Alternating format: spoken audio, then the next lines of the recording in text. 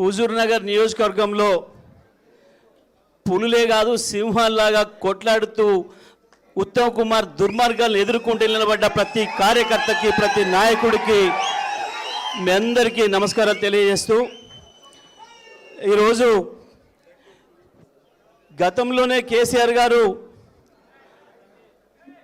తెలంగాణ రాజకీయంగా స్థిరీకరణ కావాలి, మొదలు తెలంగాణను బంగారు తెలంగాణ చేసుకోవాలంటే రాజకీయ స్థిరత్వం కావాలి అని చెప్పి ఆనాడున్న అన్ని పార్టీలో ఉన్న మిత్రులు పిలిచి ఐక్యం చేసిన సందర్భంలో తెలంగాణ అంటే పడని వాళ్ళు ప్రత్యేకించి తెలంగాణను మొదటి నుంచి వ్యతిరేకిస్తున్న చంద్రబాబు అనుచరులైన మనసు నిండా విషం నింపుకున్న మీడియాలో కొంతమంది అనేక రకాల దుష్ప్రచారాలు చేసి తెలంగాణ ఐక్యతను దెబ్బతీయడానికి కుట్రలు చేసి కాళేశ్వరం పైన కుట్రలు చేసి కేసీఆర్కు వెన్నుదన్నుగా ఉన్న మహిళల్ని ప్రత్యేకించి రైతాంగాన్ని కేసీఆర్ దూరం చేయడానికి రకరకాల పద్ధతుల్లో ప్రచారం చేసి 1.5% ఓట్లతోని ఇవాళ దుర్మార్గమైన కాంగ్రెస్కి అధికారం ఇస్తే ఏం జరుగుతుందో ఇవాళ తెలంగాణ రైతాంగం తెలంగాణ మహిళలందరూ కూడా చూస్తున్నారు.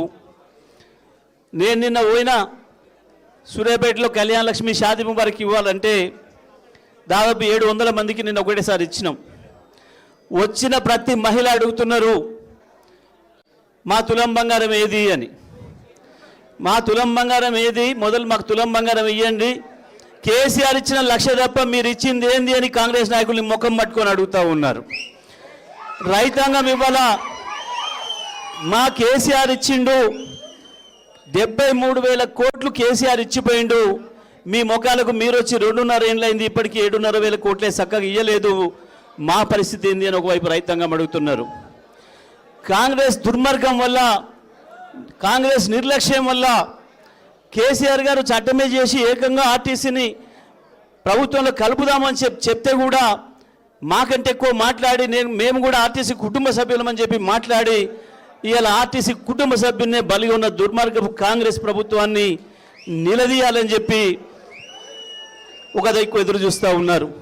ప్రత్యేకించి యువత అందరికంటే ఎక్కువ ఇంటింటికి పోయి కాళ్ళు పట్టుకొని కూడా కాంగ్రెస్ కోటేయండి మాకు నౌకరు వస్తుందని చెప్పి మోసపోయిన యువత ఇవాళ అంతకు మించిన ఆవేశంతో కాంగ్రెస్ పైన తిరుగుబాటుకు సిద్ధమైంది.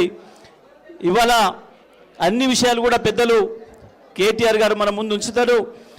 మొత్తం తెలంగాణ రాష్ట్రంలో ప్రజలందరూ ఏదైతే ఎదురు చూస్తున్నారో కేసీఆర్ గారినే మళ్ళీ తెచ్చుకోవాలి, కేసీఆర్ గారిని ముఖ్యమంత్రి చేసుకుంటేనే నిజంగా తెలంగాణ మళ్ళీ పునర్నిర్మాణ దశలో అడుగులు పడతాయి. బంగారు తెలంగాణగా చేసిన కేసీఆర్ను పక్కన పెట్టుకోవడం మన తెలివి తక్కువ తనమైంది, మనం మెడలో ఉన్న బంగారం పోగొట్టుకున్న పరిస్థితి వచ్చింది అని చెప్పి ఏదైతే బాధపడుతున్నారో ఆ వైపు బీఆర్ఎస్ పార్టీని నడుపుతూ 2.5 సంవత్సరాలుగా అద్భుతంగా తన పోరాట పటిమతోని తెలంగాణ యువతకు తెలంగాణ పార్టీ క్యాడర్కు ఉత్సాహాన్ని నింపుతూ ముందుకు నడిపిస్తున్న పెద్దలు కేటీఆర్ గారిని ఈ సందర్భంగా ప్రసంగించాల్సిందిగా విజ్ఞప్తి చేస్తా ఉన్నాం.